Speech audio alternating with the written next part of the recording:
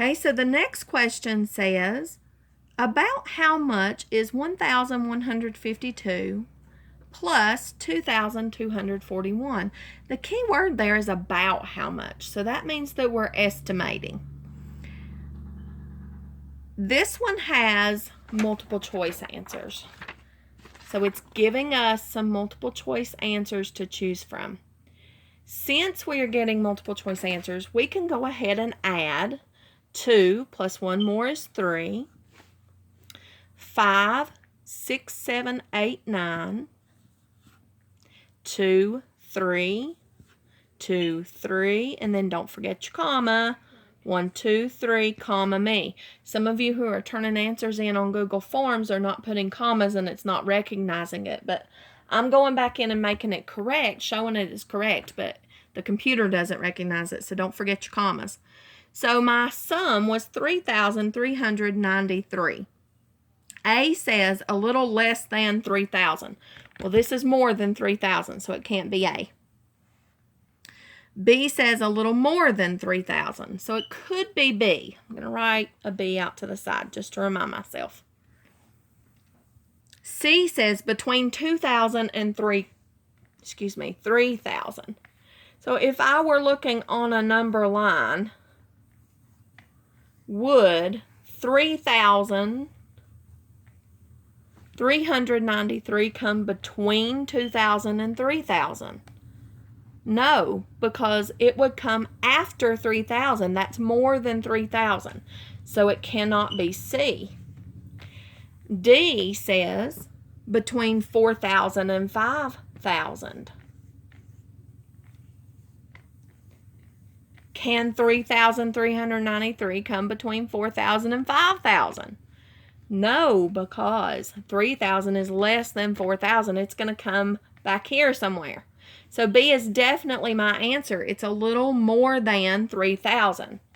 But Miss Grubb, what if this doesn't have a multiple choice answer and it tells me to estimate the sum? Remember that you can always round to your largest place value. So here, 1,000, 1 is its boss, 1 is a stay boss, so that rounds to 1,000.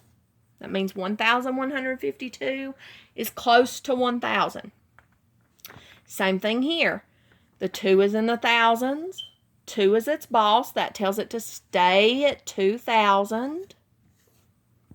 And then we add them together to get our estimate, 3,000.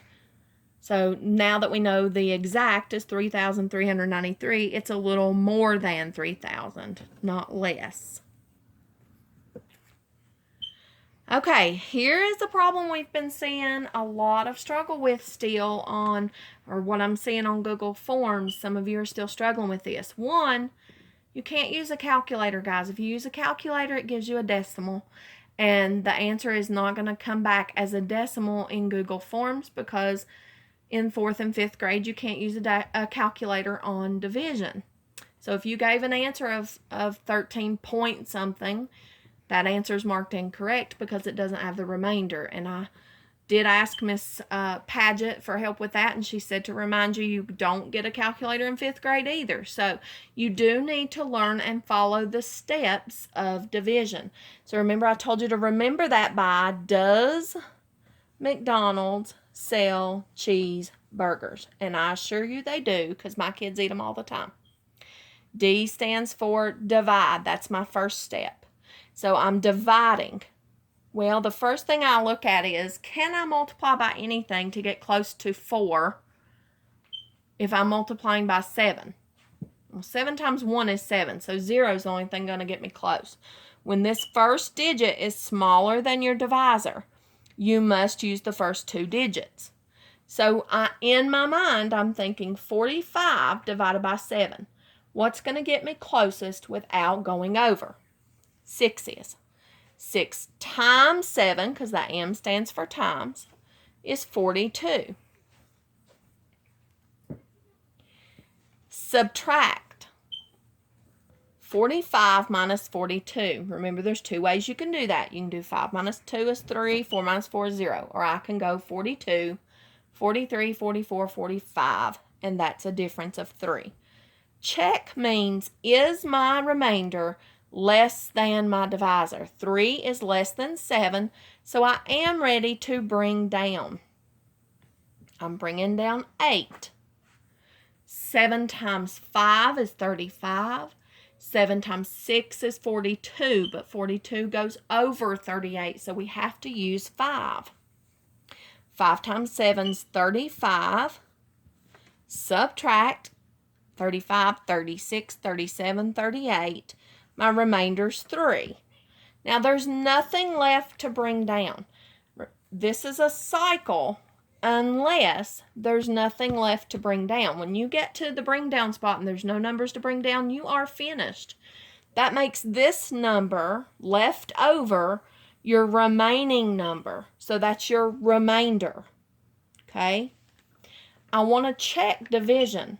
I use the inverse operation of multiplication to check it. So we do 65 times 7. That's our quotient times our divisor. 7 times 5 is 35. Carry your 3 over. 7 times 6 is 42, 43, 44, 45. And then we have to add the remainder back in. That's how many individual pieces are left. So plus 3. 5 plus 3 is 8. 5 plus 0 is 5. And 4 plus 0 is 4. And that is my dividend that I started with. So my quotient is 65, remainder 3. Okay, guys. The next question says 25 times 78. So we have a 2-digit by 2-digit multiplication. This is when our steps, mama, come in handy. This is just a way to remember the steps.